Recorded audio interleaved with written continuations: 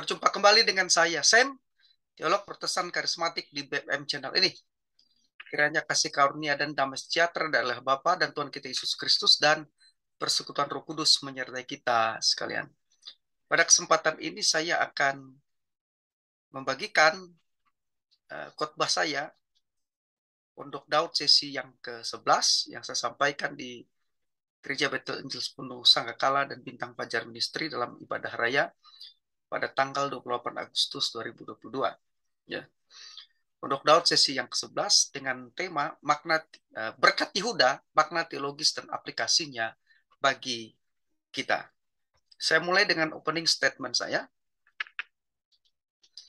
Ada satu nama di dalam Alkitab yang saya yakin sudah tidak asing lagi bagi kita, yaitu Yehuda. Nama ini banyak kali muncul di dalam Alkitab, baik perjanjian lama maupun perjanjian baru. Namun yang terpenting adalah fakta bahwa Tuhan senang dengan nama Yehuda yang diberikan oleh Lea ibunya. Ini bisa kita baca di Kejadian 29 ayat 3.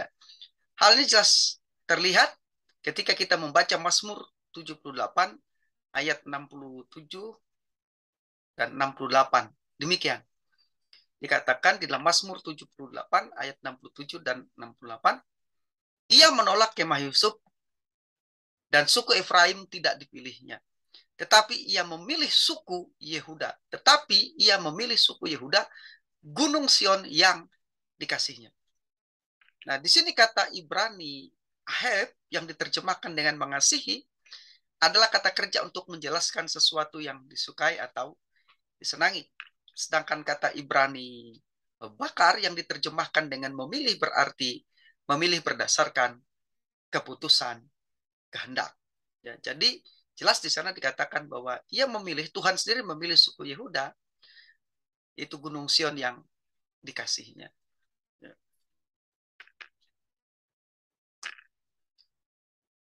Sekarang saya ingin menjelaskan arti nama Yehuda. Nah, seperti judul atau tema dari khotbah ini, renungan ini, berkat Yehuda. Nah, berkat Yehuda sesuai dengan tema ini, itu melekat pada atau berada di dalam namanya. Dikatakan dalam Kejadian 29 ayat 35 begini. Mengandung pula lah ia, maksudnya Lea di sana, lalu melahirkan seorang anak laki-laki. Maka ia berkata, sekali ini aku akan bersyukur kepada Tuhan. Itulah sebabnya ia menamai anak itu Yehuda. Sesudah itu ia tidak melahirkan lagi. Kata Ibrani untuk Yehuda adalah Yahuda. Yahuda. Yang berarti pujian kepada Yahweh, pujian kepada Tuhan. Nah, kata Ibrani yadah yang diterjemahkan bersyukur dalam ayat yang kita baca tadi mengandung pengertian suatu pengakuan berupa pujian sebagai ungkapan terima kasih. Ini merupakan suatu tindakan penyembahan yang penuh hormat kepada Allah. Jadi, Lea memilih untuk memuji Tuhan ketika ia memberi nama putra keempatnya yang dilahirkannya, ya, putra keempatnya Yehuda. Yehuda artinya pujian kepada Tuhan atau pujian kepada Yahweh. Tuhan senang terhadap Yehuda dan saya melihat ini sebagai anugerah khusus. Ya. Anugerah khusus. Tuhan senang terhadap Yehuda sehingga ia mengasihinya. Ia memilih Yehuda untuk menerima anugerah yang khusus. Tidak demikian halnya dengan Ruben, Simeon, dan Lewi. Tiga putra Lea terdahulu. Tapi yang dipilih adalah Yehuda. Ketika kakak Yehuda, Ruben, Simeon, dan Lewi, Allah dapat saja memilih Ruben, Simeon, Lewi, atau dari anak-anak Yakub lainnya. Tentu saja Tuhan dapat memilih anak-anak Yakub yang manapun siapapun untuk menerima berkat sebagai leluhur Raja Daud dan Mesias nantinya. Tetapi Alkitab mengatakan Tuhan memilih Yehuda. Itu berarti berdasarkan keputusan kehendak Tuhan sendiri, berdasarkan kemurahannya. Berarti jelas bahwa Yehuda ini menerima anugerah khusus yang kita sebut sebagai kemurahan Allah. Dikatakan di dalam 1 Tawarik 28 ayat 4, Daud mengakui, namun Tuhan Allah Israel telah memilih aku dari antara segenap puakku untuk menjadi raja atas Israel selama-lamanya. Sebab ia telah memilih Yehuda. Ia telah memilih Yehuda, dikatakan menjadi pemimpin, dan puakku dari antara kaum Yehuda. Dan dari antara anak-anak ayahku, ia berkenan kepadaku. Ia berkenan kepadaku untuk mengangkat aku sebagai raja atas seluruh Israel. Kata Ibrani Bakar yang diterjemahkan dengan memilih berarti memilih berdasarkan keputusan kehendak. Jadi sebagaimana halnya Allah berdasarkan keputusan kehendaknya sendiri lebih menyukai memilih Daud yang akan menjadi leluhur Mesias ketimbang anak-anak Isai lainnya. Ya. Eliab misalnya kan ada. Tapi kenapa dari 8 anak Isa yang dipilih Allah Daud? Itu karena keputusan kehendak Tuhan sendiri. Jadi sebagaimana Allah berdasarkan keputusan kehendaknya sendiri lebih menyukai memilih Daud yang akan jadi leluhur Mesias ketimbang anak-anak Isai lainnya. Demikian juga jauh sebelumnya Allah telah memilih Yehuda menjadi leluhur Daud yang menurunkan Mesias nantinya. Jadi Yehuda menerima anugerah khusus kemurahan Allah. Sekarang saya akan menjelaskan kepada kita, kita akan melihat pentingnya Yehuda. Pentingnya suku Yehuda, seperti terlihat dalam perjanjian lama maupun perjanjian baru, memberikan kesaksian untuk perkenan khusus yang Tuhan anugerahkan kepada Yehuda.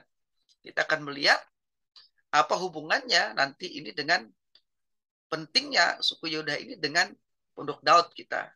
Pujian kepada Yahweh. Pentingnya pujian kepada Yahweh. Yang pertama, kita melihat pentingnya suku Yehuda di dalam Alkitab, baik di dalam perjanjian lama dan juga perjanjian baru. Yang pertama, Yehuda mendapat berkat khusus. Di dalam perjanjian lama, Yehuda dan keturunannya merupakan para pemimpin yang diakui. Sebuah tanggung jawab yang diramalkan atau dinubuatkan oleh ayahnya Yakub ketika ia memberkati anak-anaknya. Dikatakan tentang Yehuda, dikatakan begini, nubuat atau ramalan dalam ucapan berkat yang diberikan oleh Yakub. Di Kejadian pasal 49 ayat 8 sampai 10. Dikatakan, Yehuda engkau akan dipuji oleh saudaramu, tanganmu akan menekan tengkuk musuhmu, kepadamu akan sujud anak-anak ayahmu. Yehuda adalah seperti anak singa. Setelah menerkam, engkau naik ke suatu tempat yang tinggi. Hai anakku, ia meniarap dan berbaring seperti singa jantan atau seperti singa betina. Siapakah yang berani membangunkannya? Tongkat kerajaan tidak akan beranjak dari Yehuda ataupun lambang pemerintahan dari antara kakinya sampai dia datang yang berhak atasnya. Maka kepadanya akan takluk bangsa-bangsa. Ia, ayat yang 11, ia akan menambatkan keledainya pada pohon anggur dan anak keledainya pada pohon anggur pilihan. Ia akan mencuci pakaiannya dan anggur dan bajunya dengan darah buah anggur. Nah, nubuat ini di ayat yang kita baca disampaikan Yakub di ranjang kematiannya secara khusus. Ya. Sebelum Yakub mati, dia menyampaikan nubuat yang secara khusus membatasi Mesias ya, dari keturunan Yehuda. Jadi dari 12 anak Yakub itu, Mesias akan berasal dari Yehuda. Nah, para nabi zaman dahulu hampir tanpa kecuali mengajarkan bahwa kata Ibrani Shiloh atau Siloh dalam King James Version yang diterjemahkan dengan yang berhak atasnya ada gelar Mesias yang akan datang, khususnya dalam kerajaan Mesianik.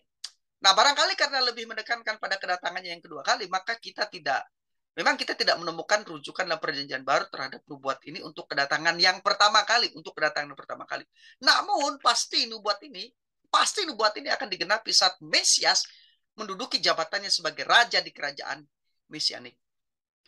Kita ingat saya pernah menyampaikan di salah satu YouTube bahwa kenaikan Kristus sebagai raja di atas segala raja dan didudukannya di sebelah kanan Allah Bapa ditandainya pelantikannya sebagai raja di atas segala raja ketika dia diangkat naik ke surga, terangkat ke surga, naik dan duduk di sebelah kanan Allah Bapa. Ini ditandainya ya pemerintahan Kristus sebagai raja. Nanti dia akan datang untuk yang kedua kalinya mendirikan kerajaan milenial, ya kerajaan 1000 tahun di muka bumi ini, di mana kita orang-orang percaya akan memerintah bersama-sama dengan dia sebagai hakim dan sebagai raja-raja di dalam kerajaan 1000 tahun. Nah, jadi memang rujukan tentang Siloh ini terutama ayat nubuatan ini mengacu kepada Kristus sebagai raja nantinya yang digenapi pada waktu kedatangannya 2 kali. Jadi mungkin inilah alasannya mengapa para rasul tidak merujuk pada ayat ini ketika menulis kedatangan yang pertama.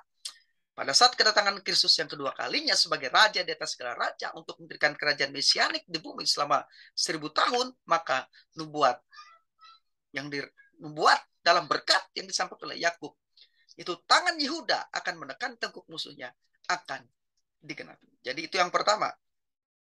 Ya, pentingnya Yehuda, ia mendapatkan berkat khusus. Yang kedua, Yehuda seringkali tampil sebagai orang yang berani mengambil tanggung jawab. Terlepas dari kekurangan dan kelemahan, tentu saja semua tokoh-tokoh di Alkitab kan punya kekurangan, punya kelemahan. Nah, jadi terlepas dari kekurangan dan kelemahannya, Yehuda tumbuh menjadi seorang yang mempunyai rasa tanggung jawab. Misalnya pada saat kejadian di mana saudara-saudara lainnya hendak membunuh Yusuf, adik kandung mereka sendiri karena iri, Yehuda mengambil tanggung jawab sebagai kakak dari Yusuf untuk melindungi dari kematian dan memberi gagasan agar Yusuf jangan dibunuh tetapi dijual sebagai budak kepada kabilah Ismail yang pada saat itu sedang melintas dari Gilead menuju Mesir. Yehuda merasa bahwa ia sebagai kakak dari Yusuf berkewajiban untuk melindungi Yusuf dari kematian. Ini bisa dibaca di Kejadian 37 ayat 26 sampai 28. Nah, pada kesempatan yang lain juga Yehuda mengambil tanggung jawab atas keluarganya. Pada saat keluarganya tertimpa musibah kelaparan, bahkan kelaparan itu kita tahu terjadi di seluruh dunia pada saat itu, termasuk keluarga Yakub. Nah, Yehuda tampil sebagai juru bicara atas nama keluarga untuk menyelamatkan keluarganya. Ia bersedia mengambil resiko demi sebuah tanggung jawab. Ini bisa kita lihat di Kejadian pasal 43, bisa dibaca di sana. Yehuda juga membela adiknya yang paling kecil, yang bernama Benyamin. Tepatnya adik Yusuf. Ya. Pada waktu Benyamin dituduh mencuri, Kejadian pasal 44, bisa baca di sana. Dan Yehuda lah dipercaya oleh Yakub ayahnya untuk menghadapi Yusuf yang pada saat itu sudah menjadi pembesar di kerajaan Mesir. Kejadian 46 ayat 28. Karena itu tidak heran apabila Alkitab ya, menggambarkan Yehuda tampil sebagai orang yang berani mengambil tanggung jawab dan risiko. Karena itu tidak heran apabila pada saat Yakub memberkati Yehuda, sungguh luar biasa berkat yang didapati oleh Yehuda di Kejadian pasal 49 ayat 8 sampai 12 yang sudah kita baca tadi. Jadi yang kedua penting Yehuda, ia tampil sebagai orang, ia digambarkan tampil sebagai orang yang berani mengambil tanggung jawab. Yang ketiga, pentingnya Yehuda. Yehuda ini sering ditempatkan di posisi terdepan dalam kepemimpinan. Yehuda dan suku-suku Yehuda tentunya. Yehuda dan suku Yehuda yang di dalam Alkitab sering ditempatkan di posisi terdepan dalam kepemimpinan. Kepemimpinan Yehuda juga terlihat dalam bagian-bagian lainnya perjanjian lama. Kepemimpinan suku Yehuda. Misal dalam kitab Hakim-Hakim, ketika suku-suku Israel berperang melawan suku Benyamin, Tuhan mengatakan kepada Israel agar Yehuda menjadi suku yang memimpin mereka dalam pertempuran. Dikatakan demikian. Lalu orang Israel berangkat dan maju ke Betel. Di sana mereka bertanya kepada Allah, siapakah dari kami yang lebih dahulu maju berperang melawan Bani Benyamin? Jawab Tuhan, suku Yehuda lah lebih dahulu. Hakim-Hakim 20 ayat 18. Demikian juga saat pentasbisan tembok Yerusalem sesudah pengasingan, para pemimpin Yehuda ditempatkan di atas tembok dengan dua paduan suara yang besar. Di tempat yang terdepan dikatakan demikian. Pada pentasbisan tembok Yerusalem, orang-orang Lewi dipanggil dari segala tempat mereka dan dibawa ke Yerusalem untuk mengadakan pentasbisan yang meriah dengan ucapan syukur dan kidung dengan cara cap gambusan kecapi. Lalu dikatakan, aku mempersilahkan para pemimpin orang Yehuda naik ke atas tembok dan kubentuk dua paduan suara yang besar. Yang satu berarah ke kanan di atas tembok ke jurusan pintu gerbang sampah. Nehemia pasal 12 ayat 27 dan ayat 31. Jadi Yehuda di dalam Alkitab, suku Yehuda sering ditempatkan di posisi terdepan dalam kepemimpinan. Jadi Yehuda dan keturunannya itu suku Yehuda. Ya, itu memang penting dalam Alkitab. Itu alasan yang ketiga tadi. Sekarang pentingnya Yehuda atau suku Yehuda ini digambarkan dalam Alkitab. Demikian. Dia yang keempat, suku Yehuda ini digambarkan, Yehuda itu digambarkan sebagai tongkat Tuhan. Kata Ibrani cakak yang diterjemahkan dengan tongkat adalah alat yang raja pegang di tangannya untuk menggambarkan otoritas dan kekuasaannya. Di dalam Mazmur 108 ayat 9 sampai 10 dikatakan demikian. Perhatikan. Gilead punyaku, Mesias punyaku, Efraim ialah pelindung kepalaku. Yehuda ialah tongkat kerajaanku. Perhatikan. Yehuda ialah tongkat kerajaanku. Moab ialah tempat pembasuhanku. Kepada Edom aku melemparkan kasutku. Dan karena Filistia aku bersorak-sorak. Jadi ketika mengatakan Yehuda adalah tongkat Tuhan, sama artinya dengan mengatakan bahwa Yehuda adalah wakil otoritas dan kekuasaan Tuhan. Dan ini untuk pertama kalinya digenapi pada saat Raja Daud menjadi raja, dilanjutkan pada keturunannya, dan akhirnya pada Yesus Kristus Sang Mesias yang akan mendirikan dan memerintah dalam kerajaan mesianik. Jadi dalam perjanjian baru, otoritas dan kuasa Tuhan yang digambarkan sebagai tongkat Tuhan, yang mewakili otoritas dan kekuasaan Tuhan, jelas dalam perjanjian baru, otoritas dan kekuasaan Tuhan dinyatakan melalui suku Yehuda, digambarkan dengan jelas dalam Wahyu 5 ayat 5. Di mana Yesus Kristus keturunan Yehuda disebut sebagai singa dari Yehuda. Dikatakan demikian, lalu berkatalah seorang dari tua-tua itu kepadaku, sesungguhnya singa dari suku Yehuda, yaitu tunas Daud, telah menang, sehingga ia dapat membuka gulungan kitab itu dan membuka ketujuh meterainya. Jadi, wakil dan otoritas kekuasaan Tuhan yang digambarkan kepada suku Yehuda digenapi di dalam Kristus. Mencapai puncak penggenapannya di dalam Kristus. Dan dalam Wahyu 7 ayat 5, bukan kebetulan Yehuda disebut sebagai daftar teratas, ya, sebagai kepala dalam daftar kepala suku-suku yang dimeteraikan. Wahyu pasal 7 ayat yang ke-5. Itu yang keempat, penting Yehuda karena dia digambarkan sebagai tongkat Tuhan atau wakil otoritas dan kekuasaan Tuhan. Sekarang yang kelima, ya, pentingnya Yehuda, dia digambarkan sebagai tempat kudus Tuhan. Ini bukan saya yang mengatakan, tapi Alkitab. Perkenan Tuhan atas Yehuda juga terlihat di dalam Mazmur 114 ayat 1 dan 2, di mana Yehuda digambarkan sebagai tempat kudus Tuhan. Dikatakan demikian. Pada waktu Israel keluar dari Mesir, kaum keturunan Yakub dari bangsa yang asing bahasanya, maka Yehuda menjadi tempat kudusnya. Perhatikan. Yehuda menjadi tempat kudusnya. Israel wilayah kekuasaannya. Kenapa tidak dikatakan Israel menjadi tempat kudusnya, tapi dikatakan Yehuda menjadi tempat kudusnya, Israel wilayah kekuasaannya.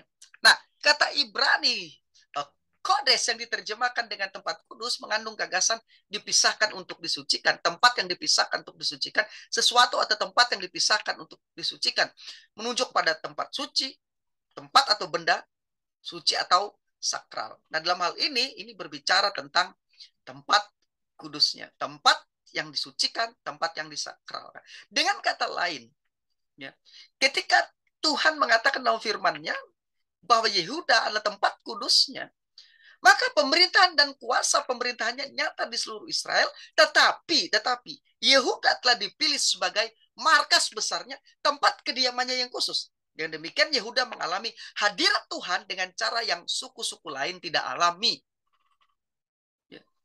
Hadirat Tuhan dialami oleh Yehuda di mana suku-suku lain tidak mengalami. Memang pemerintahan dan kekuasaan pemerintahan Allah itu di seluruh lingkupnya, di seluruh Israel. Israel sebagai teokrasi tentunya. Tetapi perhatikan, ya, tempat kediamannya Allah telah memilih itu adalah Yehuda. Yehuda mengalami hadirat Tuhan dengan cara yang suku-suku lain tidak alami. Nantinya bait suci, bait Allah dibangunnya di wilayah Yehuda, Gunung Sion, Yerusalem. Ya. Dan Daud dijanjikan pemerintahan kekal di Yerusalem. Ya. Nah, pemazmur juga mengatakan keistimewaan Yehuda yang mengalami kehadiran Allah, tempat kediaman Allah ini.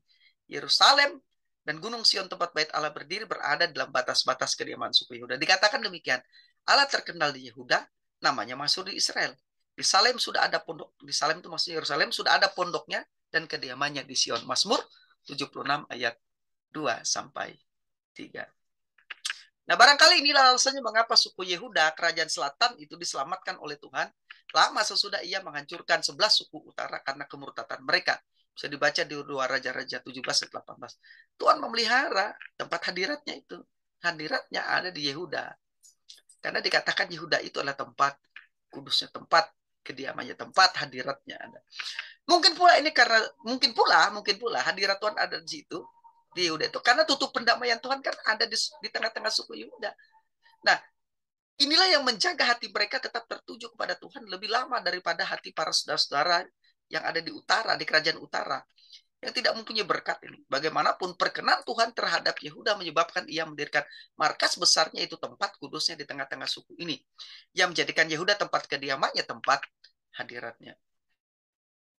Jadi Yehuda tempat kediaman Allah ini mengingatkan kita pada pernyataan Alkitab bahwa Allah bertata di atas pujian umatnya, Israel khususnya di Yehuda, di mana pada waktu itu ada tabut Allah dan hadirat Allah di Pondok Daud, kemudian di bangunan Bait Allah Yerusalem.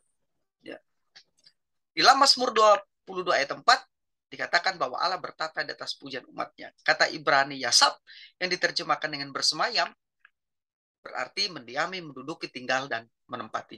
Ingat di dalam 2 Tawarik 5 ayat 13-14, ketika pujian dinaikkan kepada Yahweh, kepada Tuhan, maka rumah Tuhan dipenuhi dengan kemuliaan hadiratnya.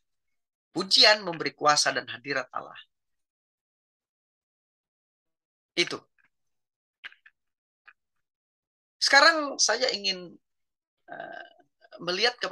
menjelaskan kepada kita pentingnya berkat Yehuda itu. Ya. Bagaimana sih? Tahukah saudara bahwa Yehuda lahir itu di tengah pergumulan Lea. Kita telah melihat peran penting Yehuda, sudah saya jelaskan tadi. Setidaknya ada 5 digambarkan dalam Alkitab penting Yehuda. Namun yang seringkali terlupakan oleh kita adalah kenyataan bahwa Yehuda dikandung dan dilahirkan dari sebuah pergumulan. Sekali lagi, Yehuda itu dikandung dan dilahirkan dari sebuah pergumulan. Alasan mengapa Lea memberi nama Yehuda kepada putra keempatnya adalah merupakan tindakan penyembahan Lea dan penyerahan Lea kepada Allah atas kondisinya yang tidak dicintai Yakub, atas kondisi Lea yang tidak dicintai Yakub. Kita tahu bahwa Yakub mempunyai 2 orang istri, yaitu Lea dan Rahel. Tapi ingat, yang dicintai oleh Yakub dalam Alkitab adalah Rahel, bukan Lea. Dan sampai akhir hidupnya, Lea tidak pernah mendapatkan cinta dari Yakub. Karena memang Yakub hanya mencintai Rahel. Jadi walaupun Yakub tidak pernah membenci Lea, tetapi keinginan Lea untuk dicintai oleh Yakub tidak pernah ia dapatkan. Nah, penting bagi saya untuk menjelaskan bahwa Yakub tidak pernah membenci Lea, karena terjemahan lama dan terjemahan King James Version menerjemahkan kata tidak dicintai itu agak menyesatkan dengan menyebutnya membenci. Ya. King James menerjemahkan hate, membenci, kata tidak dicintai itu. Di dalam Kejadian 29, 30 dan 31 dikatakan Yakub menghampiri Rahel juga. Malah ia lebih cinta kepada Rahel daripada kepada Lea. Demikianlah ia bekerja pula pada Laban 7 tahun lagi. Ketika Tuhan melihat bahwa Lea tidak dicintai, dibukanyalah kandungannya, tetapi Rahel mandul. Perhatikan proses Yakub lebih dicintai. Yakub lebih cinta kepada Rahel. Ya, prase Yakub lebih cinta kepada Rahel daripada kepada Lea. Dan prase Lea tidak dicintai. Prase tidak dicintai dalam ayat tersebut berasal dari kata Ibrani sane, yang dalam terjemahan lama diterjemahkan dengan kata membenci. Demikian juga dalam King James Version diterjemahkan dengan hate, membenci. Padahal yang benar itu tidak dicintai itu tidak sama dengan membenci. Ya, kata sane itu tidak sama dengan membenci. Dan itu tentu saja penulis kitab Kejadian mengetahui bahwa Yakub tidak pernah membenci Lea. Faktanya kita mengetahui hal ini dari hubungan Yakub dengan Lea. Baik-baik saja.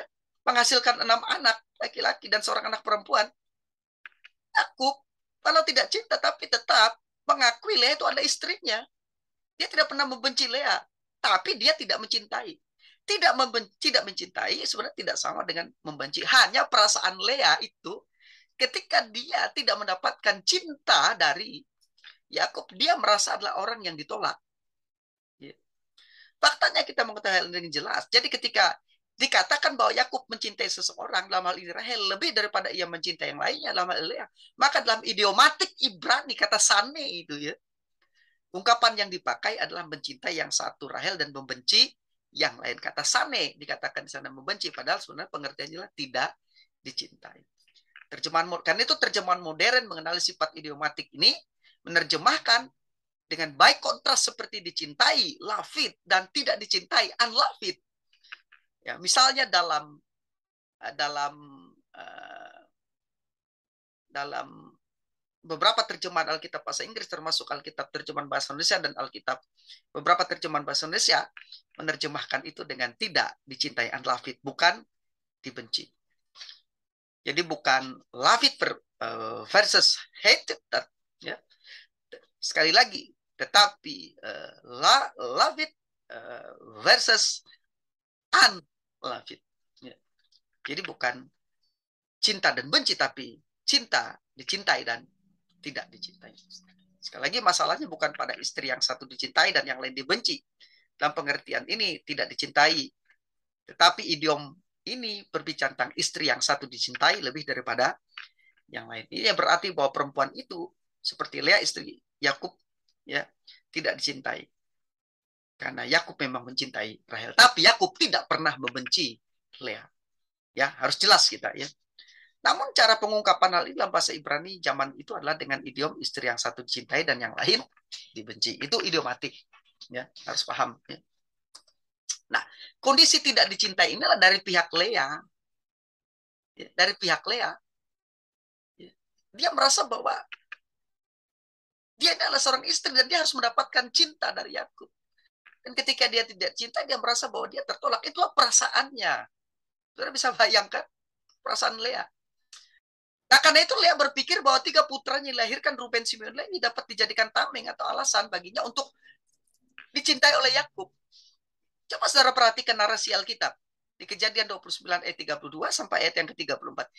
3 putra yang dilahirkan oleh Lea itu dijadikan oleh Lea sebagai tameng untuk pengejaran cintanya dari suaminya Yakub. Lalu kita menarasikan begini. Kejadian 29 ayat 32 sampai ayat 34. Di ayat 32 mulai.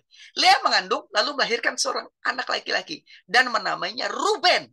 Menamai Ruben sebab katanya sesungguhnya Tuhan telah memperhatikan kesengsaraanku. Sekarang tentulah aku akan dicintai oleh semua. Jadi dengan kelahiran Ruben, dalam keadaan dia merasa tidak dicintai, dia merasa itulah kesengsaraannya, itu kekecewaannya, itu sakit hatinya, itu pergumulan batinnya. Dia bergumul kepada Tuhan. Tuhan kasih dia anak, dia beri nama Ruben. Karena katanya Tuhan memperhatikan kesengsaraanku, kekecewaanku. Aku tidak dicintai. Aku ditolak. Dalam pengertian aku tidak dicintai. Jadi Ruben artinya Tuhan memperhatikan kesengsaraanku. Ini jadi tameng. Mudah-mudahan dengan kelahiran Ruben ini, dalam pikiran Lea, Yakub mencintaiku. Tapi ternyata tidak. Karena di ayat 33 dikatakan, mengandung pula lah ia, lalu melahirkan seorang anak laki-laki. Maka ia berkata, sesungguhnya Tuhan telah mendengar bahwa aku tidak dicintai. Bahkan ketika Ruben lahir, dia tetap tidak dicintai. Maka diberilah, ketika anaknya yang kedua lahir, ya, dia katakan Tuhan telah mendengar bahwa aku tidak dicintai, lalu diberikannya pula aku anak ini. Maka dinamainya apa? Simeon. Karena Tuhan, Simeon itu artinya, Tuhan telah mendengar bahwa aku tidak dicintai. Maka diberinya nama anak itu Simeon. Jadi sampai adanya anak pertamanya yang bernama Ruben, Lea tetap tidak dicintai oleh Yakub. Lalu lahir Simeon.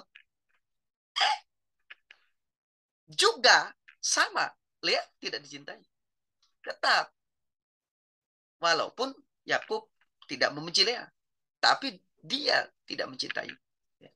Lalu di dalam ayat 34, mengandung pula lah ia, Lea, lalu melahirkan seorang anak laki-laki. Maka ia berkata, sekali ini suamiku akan lebih erat kepadaku. Sekarang dia mulai berubah.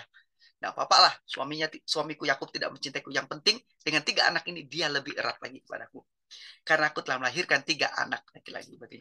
Itu sebabnya ia menamai anak itu Lewi. Kejadian pasal 29 ayat 34. Jadi pengejaran akan cinta dan pengakuan sebagai istri yang dicintai tidak pernah Lea dapatkan.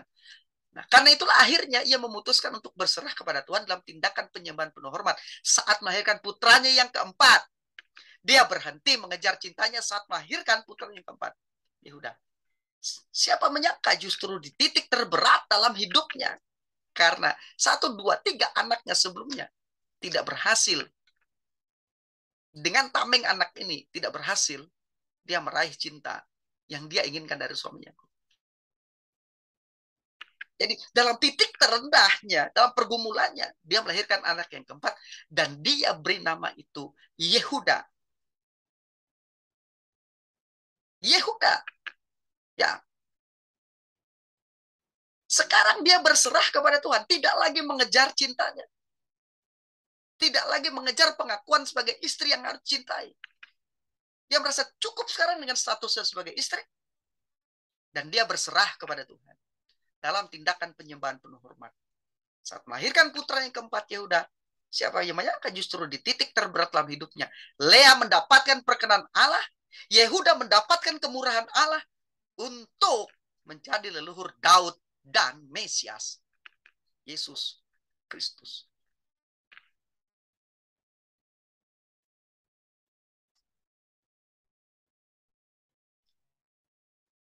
Saudara-saudaraku yang dikasihi oleh Tuhan, closing statement saya, aplikasi apa yang dapat kita pelajari dari kisah Yehuda ini sehingga kita juga di dalam Kristus boleh menerima berkat dan perkenan Tuhan yang dinikmati Yehuda. Di dalam Kristus ya kita boleh menerima berkat dan perkenan Tuhan yang dinikmati Yehuda. Yang pertama, setelah berlarut-larut dalam pengejaran tiada berujung dan pengakuan untuk dicintai, Lea akhirnya memutuskan untuk berhenti dalam pengejarannya. Ia memuji Tuhan ketika memberi nama putranya keempat itu Yehuda. Ini adalah tindakan penyerahan Lea kepada Allah atas kondisinya. Kecewa, kepedihan, sakit hati, kesengsaraannya karena tidak dicintai oleh suaminya.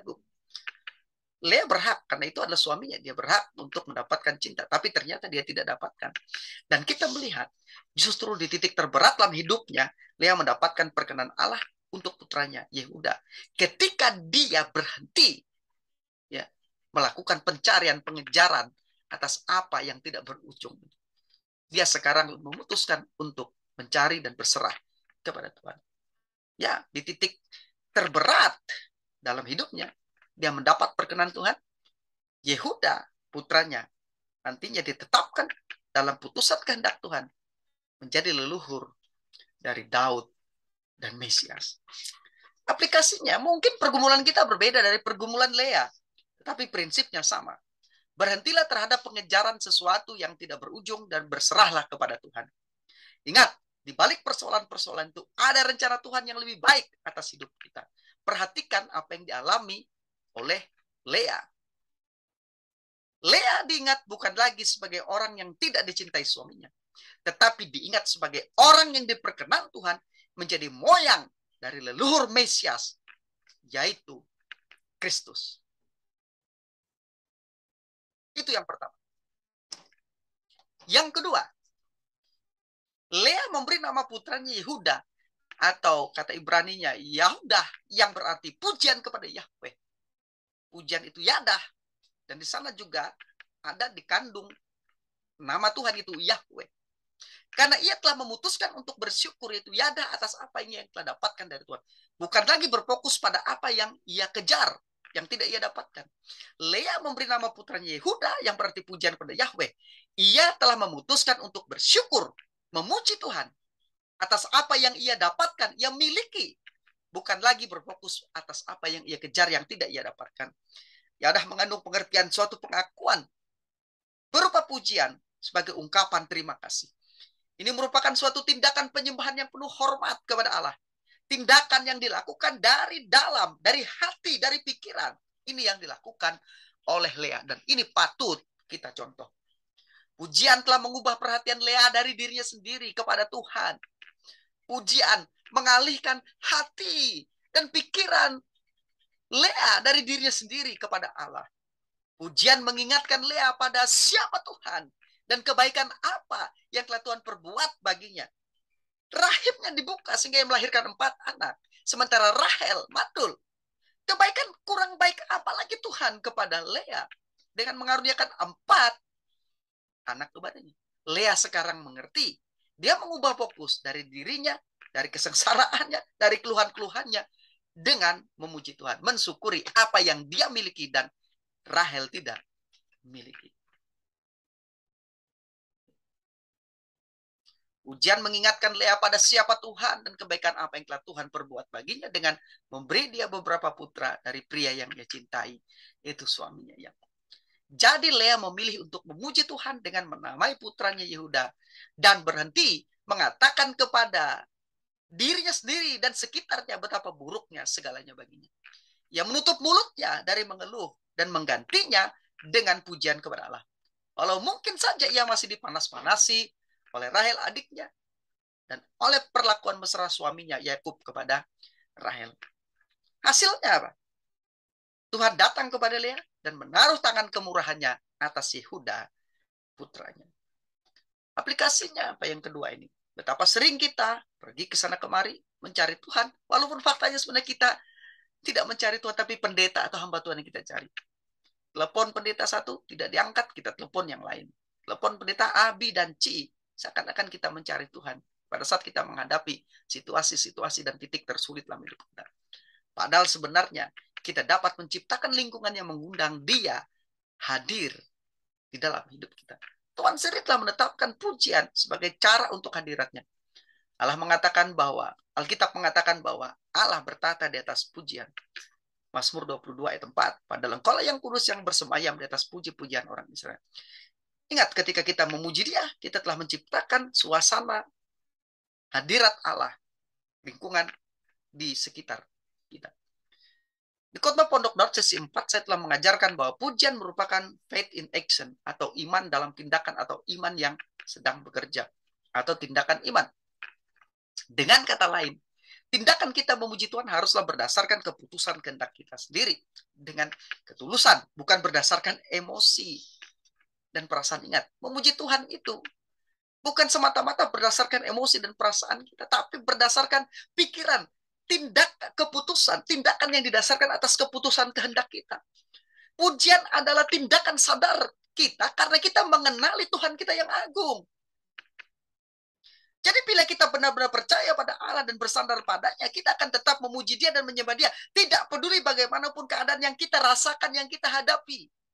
Karena pujian itu adalah keputusan kehendak kita, bukan sekedar emosi dan perasaan. Saya akan puji Tuhan kalau keadaannya baik, kalau keadaannya baik-baik, aman-aman saja, saya akan puji. Itu berarti pujian berdasarkan emosi, berdasarkan perasaan. Pujian itu berdasarkan keputusan kehendak kita. Baik atau tidak baik keadaannya, situasinya, kita memuji Tuhan. Karena kita percaya Dia satu-satunya Tuhan yang patut kita puji, kita sembah, dan kita bersandar kepadanya. Tidak peduli bagaimana keadaan hidup kita. Kita yang beriman terus bertekad untuk memuji Tuhan terus-menerus, karena pujian merupakan bahasa ekspresi dari iman kita kepadanya. Pujian memfokuskan hati kita, pikiran kita pada keagungan dan kesetiaan Allah. Pujian menegaskan kembali kekaguman dan rasa syukur kita kepada Allah, serta kebergantungan kita yang mutlak kepadanya. Situasi apa yang Anda hadapi? Berhenti atas pengejaran-pengejaran Anda dan berserahlah kepada Tuhan.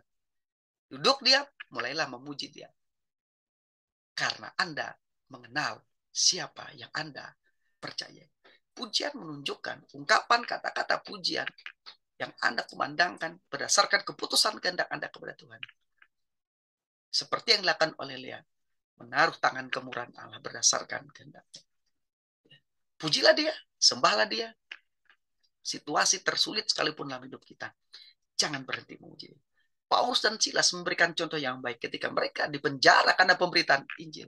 Di Kisah Rasul pasal 16. Tengah malam, mereka memuji dan menyembah Tuhan. Didengar oleh orang lain.